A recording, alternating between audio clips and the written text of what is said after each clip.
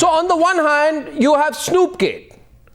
And on the other hand, you have the 2002 riots case. The 2002 riots case goes away because at least for now, the court in Ahmedabad refuses to entertain it or link Modi in any way. Snoopgate, interestingly, and I welcome the panel tonight, an inquiry is ordered by a thinly attended cabinet meeting 3 hours before the decision on 2002 is to come out.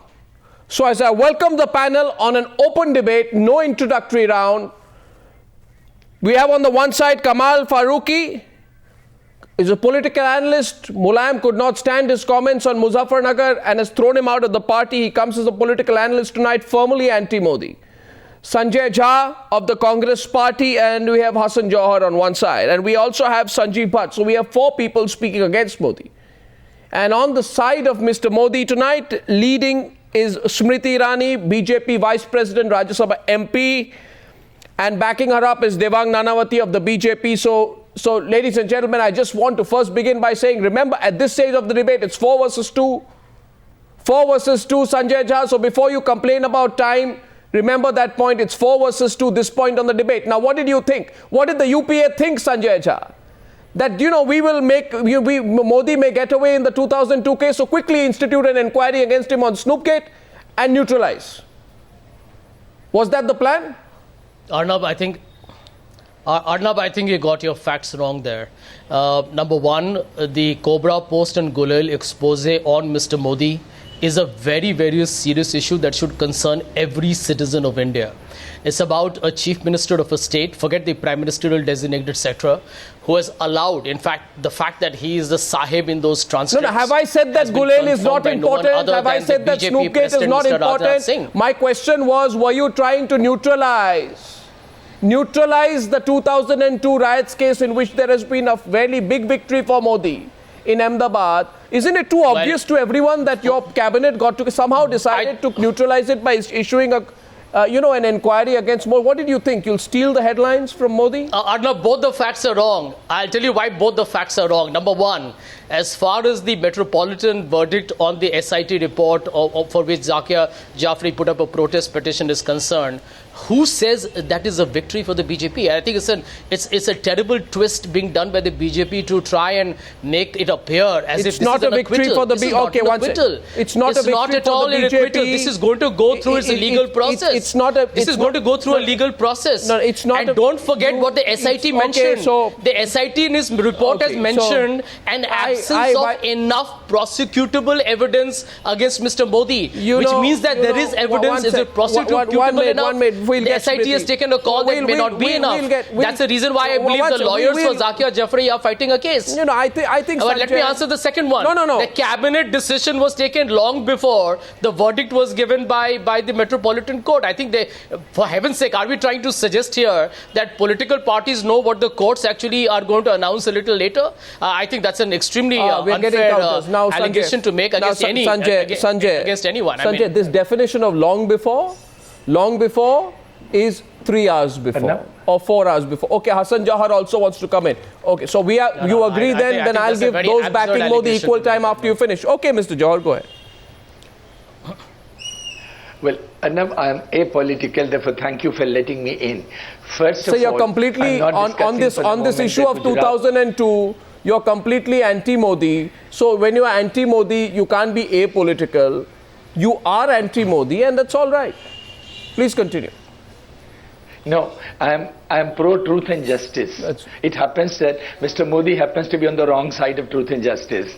Well, I'm not particularly disappointed because I didn't expect anything better than this from the verdicts that came today. This is the state where more than 4,000 cases were shelved and closed until the Supreme Court intervened, reopened 2,000 cases from which verdicts are now coming. This is the state where 21 encounters took place. This is the state where cases have been transferred outside this. So the lower judiciary of this state has not distinguished itself. No, you are casting aspersions on the judiciary? You are casting aspersions on the judiciary, Mr. Jowher? Then you have any proof to cast aspersions on the judiciary? You have the proof, then please show it tonight. I am. Yeah, you have? Yes, Supreme Court has furnished the proof. Why have the cases been transferred outside Gujarat? So So, you are saying there is no justice on any of the 2002 riots cases when they happen in Gujarat. So, tell me, I'm just curious. What about the Deepla Darwaja massacre of July 2012? The convictions? You know, in April 2012, the Sardarpura conviction in November 2011. True. Naroda Patia, August 2012. True. Right? Best Bakery was Bombay High Court. Yes. That's July 2012. The same wheels of justice Absolutely. were turning.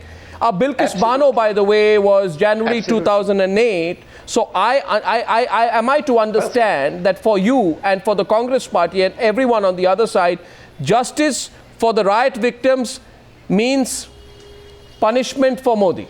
And unless there is punishment for Modi, Devang Nanavati's hands goes up. Yes, Devang, I'm allowing you it. Unless there is a punishment for Modi, there's no justice for riot victims. Devang. Okay. I just want to quickly say something. I just want to quickly say something that in the Best Bakery case, the investigation was done by the Gujarat police. The witnesses, the people accused were arrested by the Gujarat police. Only thing is that the trial was conducted outside Gujarat, but the entire investigation was done by Gujarat police on which the conviction was obtained. Secondly, in the Bilkis Banu case, the investigation was done by the Gujarat police. The investigation was handed over to the CBI. The CBI arrested some more people. During the trial, everyone who was arrested and added by the CBI got released. With the except of one Havaldar. I beg your pardon?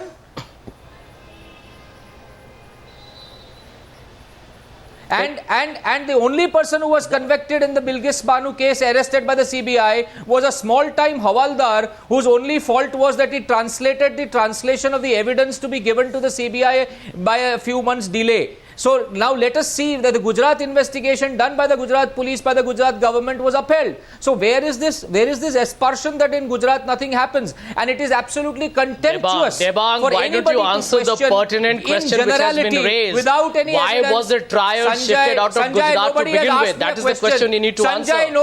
Sanjay, nobody has asked the question. And in fact, if the trial would have been taken out of Delhi in 1984 cases, we would have probably got justice by now. What are you talking of 100 convictions? Not a single riot case withdrawn. In every other state, where has there been a riot, cases have been withdrawn. I am not diverging. I am not diverging. These are facts that one second, gentlemen, the question is simple. The question is simple and the question is political.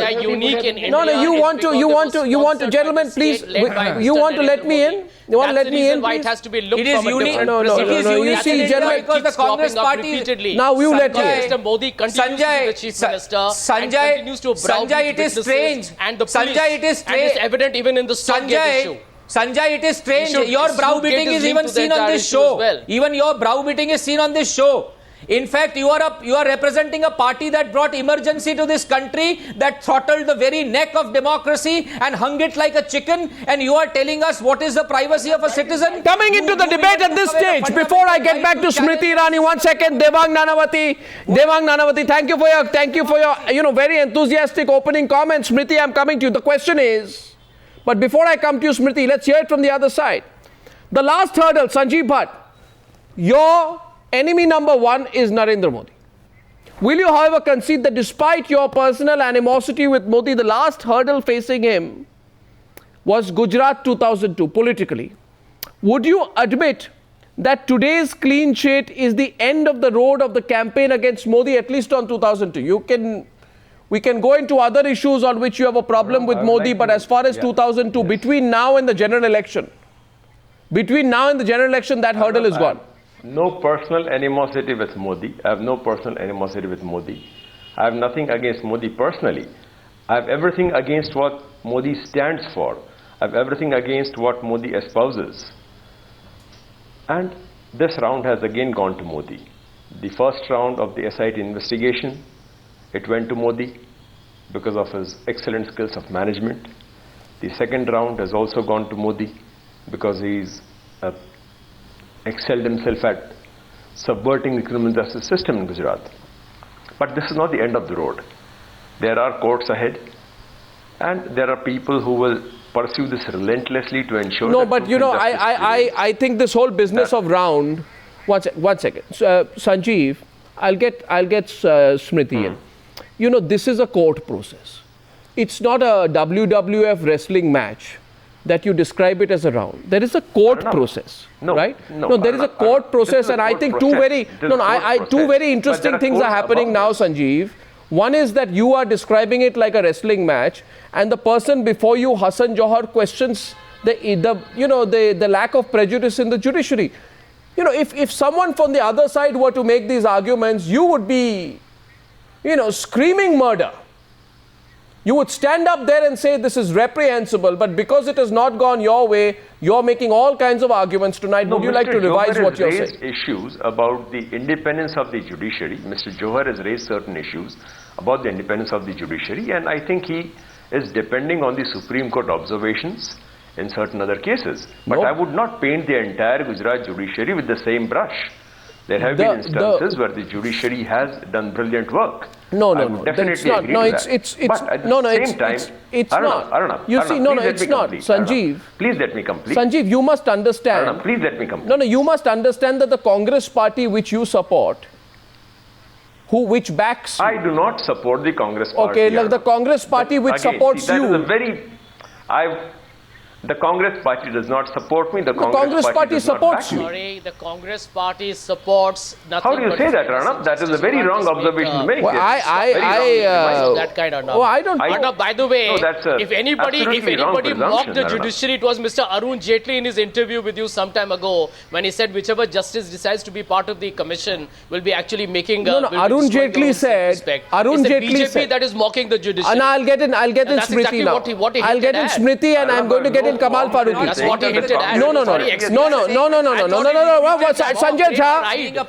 Jha. I thought he was saying that with relish and with a lot of satisfaction and joy that nobody from the Supreme Court should want to be part of a commission to investigate Narendra Modi. I thought that was a shocking contempt of Indian judiciary. Sanjay Jha, when some people from the Congress party, certain present ministers, were given a clean chit in the 2G case, repeatedly, again and again, the Congress party kept saying court's judgments must be respected, accepted, and must not be politicized. Debates on court judgments, and you, Sanjay Jha.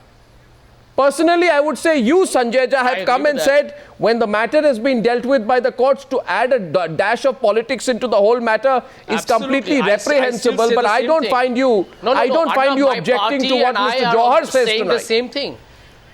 No, I don't find you. By the way, we are not questioning the Metropolitan Court verdict today at all. Well, all we said is that Zakia Jafri and her legal team has a right to take it above. The case is not closed at all. All I'm saying is... They have a legal recourse, and the SIT was very open-ended. The SIT, remember what it said on Modi? It said an absence of enough prosecutable evidence, which I think is a very damning indictment of Mr. Modi already. Are you nervous tonight? If you read Amicus Curiae's report... No, 1 minute. If you read Sanjay Jha and report, Sanjay it has Jha, a serious statement against No, I'm asking you for... we respect the verdict. Where is anybody contradicting? You must... you must... You see, the question was... Mr.